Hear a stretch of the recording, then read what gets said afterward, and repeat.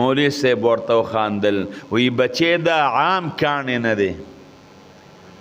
دا هیره د هیرا خو هغه سبزی والا اون پیجنده هغه به جوړ دا عام کاڼی دی نو په دې وجه تاله په 2 کیلو ګازرې نه درکولې او چې کوم منیاری والا و هغه لږه لږه پیژندلې خو پوره نه وه پیژندلې نو د دې وجې نه هغه پې تاله 1000 روپۍ درکولې زرګر ښه برابر وپیژنده ټک د وارې درته 50000 روپۍ وې که ورلې نو په 1 لاک باندې هم درنه علي دا معمولی کاڼی نه دی دا هیره وه خو هغې دواړو سب هغې یو خو نه پیژنده بل سمه نه وه پیژندلې او زرګر اونه پیژنده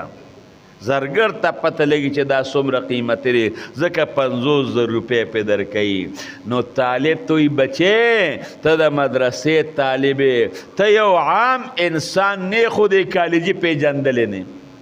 ستا قیمت د کالجي ته نه دی معلوم ستا قدر کالجي ته نه دی معلوم امام الانبیا وایي چې کوم انسان علم زده کوي یو طالب دی پرشتې ورته په لاره وزرې غوړی